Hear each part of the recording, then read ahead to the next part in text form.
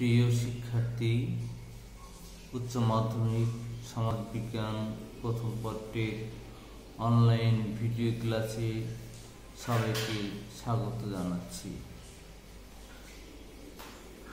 আমাদের আজকের আলোচ্য বিষয় উচ্চ মাধ্যমিক সমাজবিজ্ঞান প্রথম পত্রের পাঠ 7 থেকে সামাজিক বিজ্ঞানের অন্যান্য শাখার সাথে সমাজবিজ্ঞানের সম্পর্ক আলোচনা করব।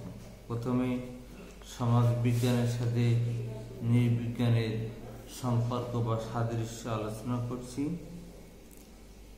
পয়েন্ট 1, সাংস্কৃতিক বিষয়বস্তুগত সম্পর্ক। নৃবিজ্ঞানের দুটি প্রধান অংশের একটির নাম সাংস্কৃতিক নৃবিজ্ঞান। সাংস্কৃতিক নৃবিজ্ঞানের মূল আলোচ্য বিষয় হচ্ছে সমাজ এবং সংস্কৃতি, তাই সমাজ বিজ্ঞানের সাথে এর ঘনিষ্ঠ সম্পর্ক থাকা স্বাভাবিক, কেননা সমাজ বিজ্ঞানের সাময়িক আলোচনাও সমাজকে ঘিরে আবর্তিত হয়। পূর্বে সাংস্কৃতিক নৃবিজ্ঞান কেবলমাত্র আদিম সমাজ ও সংস্কৃতি সম্পর্কে পঠন পাঠন ও গবেষণা চালাতো, কিন্তু বর্তমানে সাংস্কৃতিক নৃবিজ্ঞান তথাকথিত আদিম সমাজ ছাড়াও গ্রাম এবং যান্ত্রিক সভ্যতার আশীর্বাদপুষ্ট নগর সমাজ সম্পর্কেও গবেষণা করে। ফলশ্রুতিতে সমাজ বিজ্ঞানের সাথে নৃবিজ্ঞানের সম্পর্ক আরও বহুগুণে বৃদ্ধি পেয়েছে। পয়েন্ট 2, পদ্ধতিগত নির্ভরশীলতা।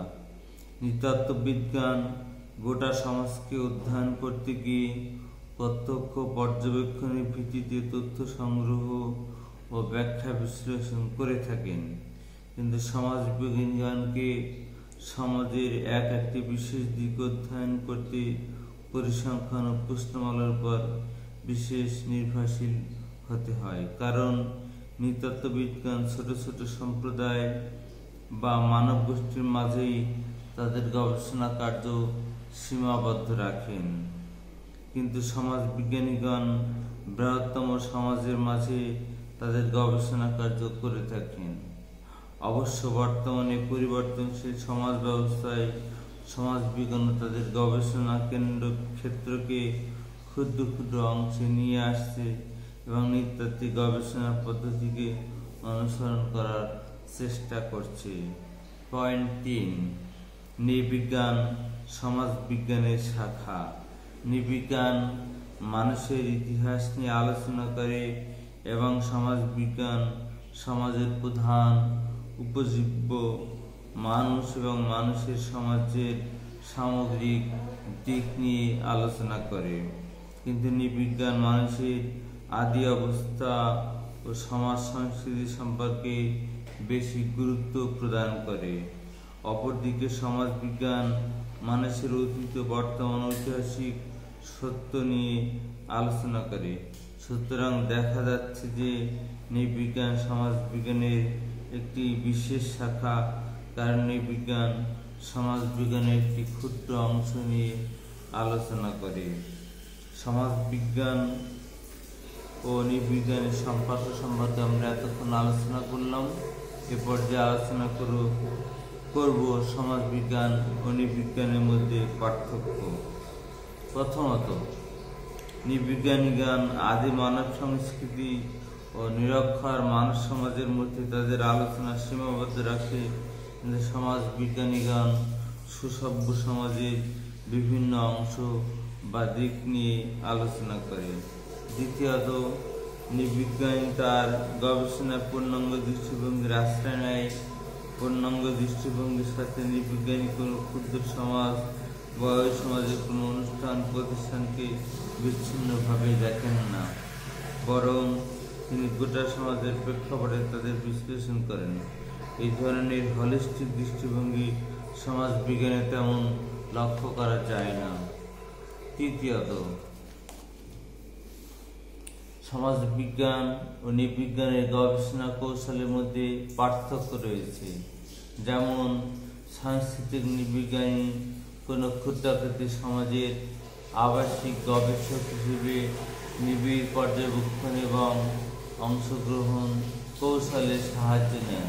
এতে করে তিনি গবেষণাধীন সমাজস্থ মানুষের অতি নিকটবর্তী হয়ে দীর্ঘ সময় ধরে খুঁটিনাটি বিষয়ে তথ্য সংগ্রহ করতে সক্ষম হন।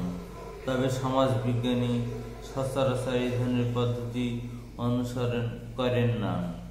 চতুর্থত, সমাজবিজ্ঞানী বৃহৎ সমাজ সম্পর্কে গবেষণা করে সহসায় সাধারণীকরণ প্রক্রিয়ায় একটি সিদ্ধান্তে আসেন।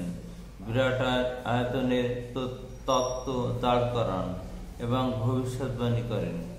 পক্ষান্তরে নৃবিজ্ঞানী একটি তড়িঘড়ি তত্ত্ব সৃষ্টি করেন না, সহসা ভবিষ্যৎবাণীও করতে চান না, কারণ ক্ষুদ্র ক্ষুদ্র বিভিন্ন ধর্মী সমাজের বৈচিত্র্যতা নৃবিজ্ঞানীকে খানিকটা তথ্য ভারাক্রান্ত করে রাখে।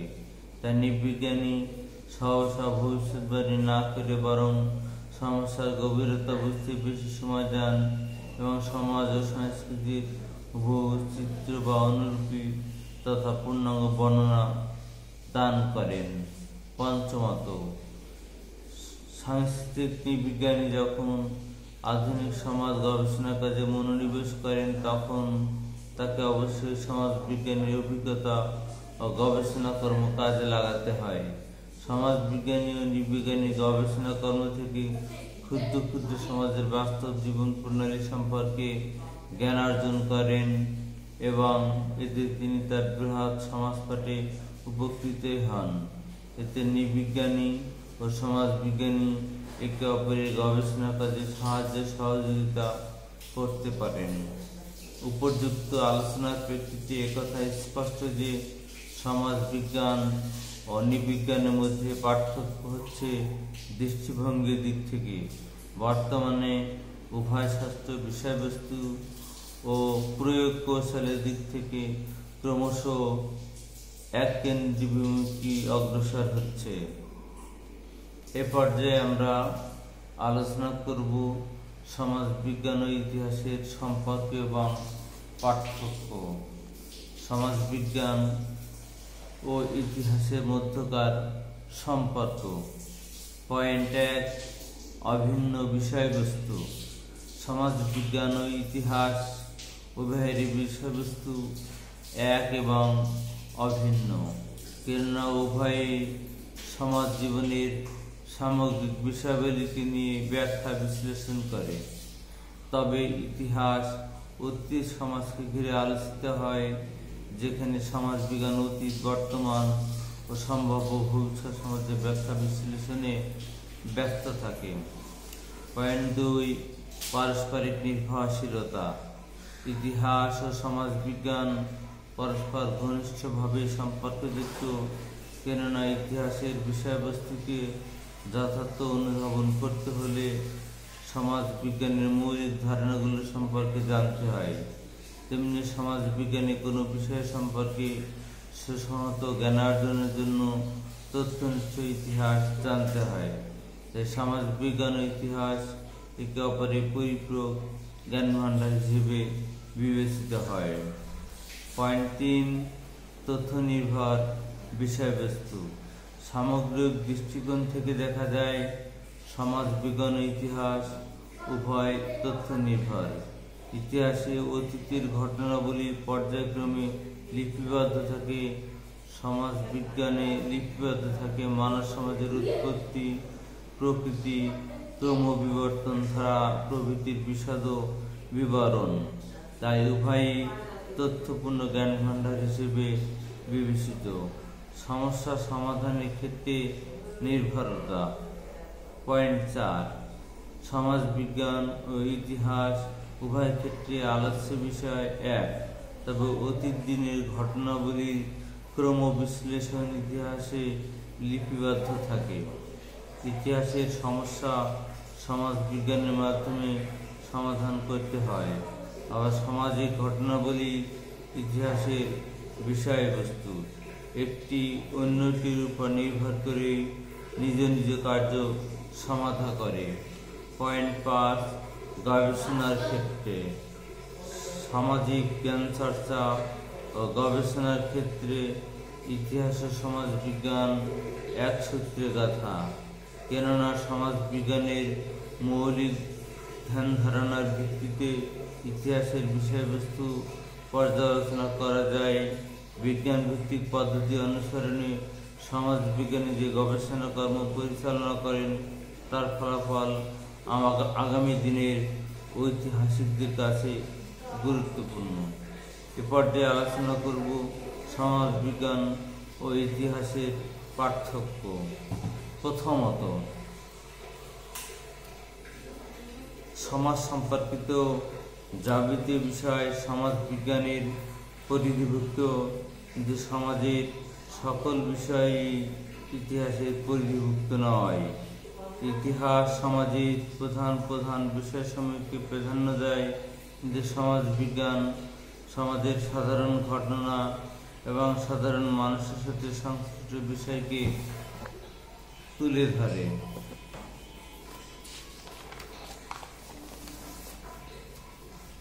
দ্বিতীয়ত, সমাজ বিজ্ঞান অতীত বর্তমান উভয় সমাজের আলোচনা করলেও ইতিহাস শুধু অতীত সমাজ নিয়ে আলোচনা করে, অর্থাৎ ইতিহাস হচ্ছে অতীত ঘটনাবলীর দলিল। তৃতীয়ত, সমাজ বিজ্ঞান ও ইতিহাস উভয়ের লক্ষ্য উদ্দেশ্য ভিন্ন। সমাজ বিজ্ঞানে সমাজের কল্যাণের বিষয় নিহিত থাকে, কিন্তু ইতিহাসে তা থাকে না। চতুর্থত, সমাজ বিজ্ঞানের আলোচনা বিমূর্ত, কিন্তু ইতিহাসের আলোচনা বস্তুনিষ্ঠ। ইতিহাস শুধু ঘটে যাওয়া ঘটনার বিবরণ দেয়, তবে সমাজ বিজ্ঞান অসংখ্য ঘটনা সম্পর্কে গবেষণা করে ভবিষ্যৎবাণী প্রদান করে। পঞ্চমত, সমাজ বিজ্ঞান ঘটনার রহস্য উদ্ঘাটনে গবেষণার আশ্বাস দেয়, কিন্তু ইতিহাস বিশ্লেষণের মাধ্যমে কারণ উদ্ঘাটন করতে চায়। ষষ্ঠত, সমাজ বিজ্ঞান সমাজের ঘটনাবলীকে সামাজিক সম্পর্কের ভিত্তিতে ব্যাখ্যা বিশ্লেষণ করে, কিন্তু ইতিহাস বিশ্লেষণ করে সময়ের ভিত্তিতে। উল্লিখিত আলোচনার প্রেক্ষিতে বলা যায় যে সমাজ বিজ্ঞান ও ইতিহাসের মধ্যে কোনো কোনো বিষয়ের ক্ষেত্রে পার্থক্য থাকলেও তা খুবই সংকীর্ণ। সামগ্রিক দৃষ্টিকোণ থেকে দুটি বিষয় ঘনিষ্ঠভাবে জড়িত, একটি ছাড়া অন্যটি জ্ঞান চর্চা পূর্ণাঙ্গ রূপ লাভ করতে পারে না, কারণ ইতিহাস না জানলে যেমন সমাজকে জানা যায় না, তেমনি সমাজের সমুদায় বিষয়ে সমাজ বিজ্ঞানের মৌল আধার। এ পর্যায়ে আলোচনা করব সমাজ বিজ্ঞানের সাথে সমাজকর্মের সম্পর্ক।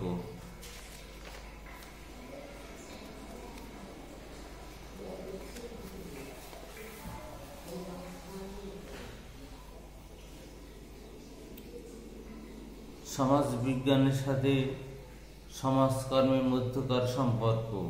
পয়েন্ট 1, অভিন্ন বিষয়বস্তু।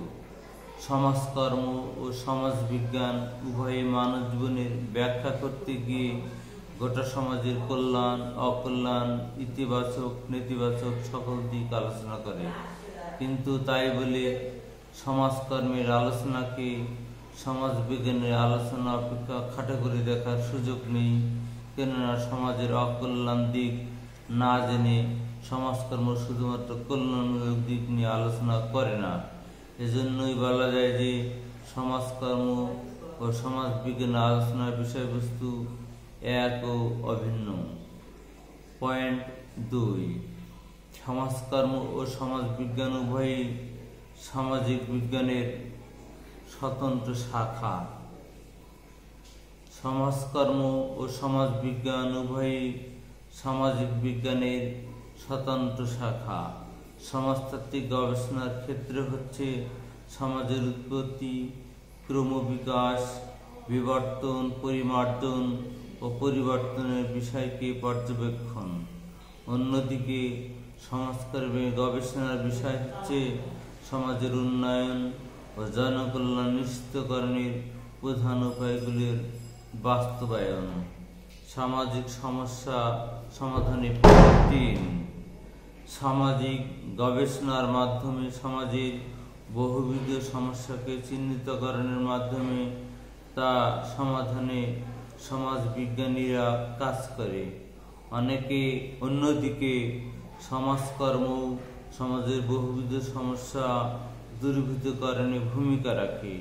তাই সমাজকর্ম ও সমাজবিজ্ঞান উভয়ের উদ্দেশ্য এক এবং অভিন্ন। পয়েন্ট 4 পারস্পরিক নির্ভরশীলতা। সমাজবিজ্ঞান ও সমাজকর্মের বিষয়বস্তু, গবেষণা ক্ষেত্র এবং অভিষ্ট লক্ষ্য প্রায় এক এবং অভিন্ন, তাই এরা একে অন্যের উপর ঘনিষ্ঠভাবে সম্পর্কযুক্ত। উদাহরণস্বরূপ, বাংলাদেশের বেকার সমস্যাকে সমাজবিজ্ঞানীগণ সামাজিক সমস্যা হিসেবে চিহ্নিত করে সমাধানের দিক নির্দেশনা দেয়। অন্যদিকে সমাজকর্ম বেকার সমস্যাকে সামাজিক কল্যাণের অন্তরায় হিসেবে চিহ্নিত করে তা দ্রুত সমাধানে কার্যকর ভূমিকা নেয়। পয়েন্ট 5 গবেষণার মৌল দিক। সমাজবিজ্ঞান ও সমাজকর্ম উভয়ই মানব জীবনের দুটি নির্দেশনাকে বস্তুনিষ্ঠভাবে প্রয়োগের মাধ্যমে জনকল্যাণের চেষ্টা করে। মোট কথা, সমাজবিজ্ঞান হলো সমাজের তাত্ত্বিক দিক আর সমাজকর্ম হলো প্রয়োগিক দিক। সমাজকর্ম ও সমাজবিজ্ঞানের মধ্যকার পার্থক্য নিয়ে এ পর্যায়ে আলোচনা করছি। প্রথমত, সমাজকর্ম সমাজ সংক্রান্ত বিষয়গুলির একটি প্রায়োগিক দিক, কিন্তু সমাজবিজ্ঞান একটি তাত্ত্বিক বিজ্ঞান। দ্বিতীয়ত, সমাজবিজ্ঞান সমাজস্থ সকল বিষয়াবলীকে ব্যাখ্যা বিশ্লেষণ করে, তাই এর বিষয়বস্তু অনেক বিস্তৃত। কিন্তু সমাজকর্ম শুধুমাত্র সমাজের কল্যাণমূলক দিককে ব্যাখ্যা করে বলে এটি সমাজবিজ্ঞানের ন্যায় এত বিস্তৃত নয়। তৃতীয়ত, সমাজবিজ্ঞানের তাত্ত্বিক দিক নির্দেশনাকে বাস্তবায়নের লক্ষ্যে সমাজকর্ম কাজ করে। সমাজকর্ম ও সমাজবিজ্ঞানের পার্থক্য সম্পর্কে স্যামুয়েল কোনিক বলেন যে, সমস্যার সমাধান খুঁজে বের করা সমাজকর্মের লক্ষ্য নয়, বরং এসবের কারণ উদ্ঘাটন সমাজবিজ্ঞানের মূল লক্ষ্য।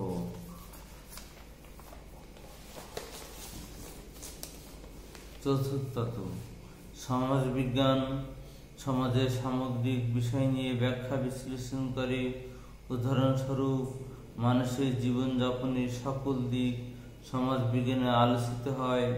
পক্ষান্তরে সমাজকর্ম শুধুমাত্র স্বীকৃত সামাজিক সমস্যা সমাধানে কাজ করে। উপর্যুক্ত আলোচনার প্রেক্ষিতে বলা যায় যে, সমাজবিজ্ঞান ও সমাজকর্ম উভয়ই সামাজিক বিজ্ঞানের অন্যতম গুরুত্বপূর্ণ শাখা। সমাজবিজ্ঞান সমাজ সংক্রান্ত বিষয়াবলীর তাত্ত্বিক দিক নির্দেশনা প্রদান করে, অন্যদিকে সমাজকর্ম সমাজতাত্ত্বিক জ্ঞানকে প্রয়োগের চেষ্টা করে। সুতরাং যৎসামান্য বিভেদ ও অনৈক্য থাকলেও সমাজকর্ম ও সমাজবিজ্ঞান উভয়ই ঘনিষ্ঠতর সম্পর্কে আবদ্ধ। প্রিয় শিক্ষার্থী, আজকে আমরা সমাজবিজ্ঞানের সাথে নৃবিজ্ঞানের মধ্যকার সম্পর্ক এবং পার্থক্য, সমাজবিজ্ঞানের সাথে ইতিহাসের মধ্যকার সম্পর্ক এবং পার্থক্য এবং সমাজবিজ্ঞানের সাথে সমাজকর্মের মধ্যকার সম্পর্ক এবং পার্থক্য নিয়ে আলোচনা করলাম। প্রিয় শিক্ষার্থী, তোমরাও তোমাদের পাঠ্য বইয়ে এই বিষয় সম্পর্কে বিস্তারিত পড়বে এবং জানার চেষ্টা করবে, তাহলে পরীক্ষায় ভালো ফলাফল করা সম্ভব হবে। পরীক্ষায় এমসিকিউ প্রশ্ন থাকে, সিকিউ প্রশ্ন থাকে। আমি যেটা আলোচনা করলাম এখান থেকে প্রথম অধ্যায়ের এখান থেকে প্রায় সিকিউ প্রশ্ন করা হয়। সিকিউ ক্রিয়েটিভ কোশ্চেন বা সৃজনশীল প্রশ্ন। এই প্রশ্ন এখান থেকে বেশি করা হয়, সেই ধারণার আলোকে আমি গুরুত্ব সহকারে এই বিষয়গুলো নিয়ে আলোচনা করলাম। প্রিয় শিক্ষার্থী, আজকের মতো ক্লাস এখানে আমি শেষ করছি। আল্লাহ হাফেজ।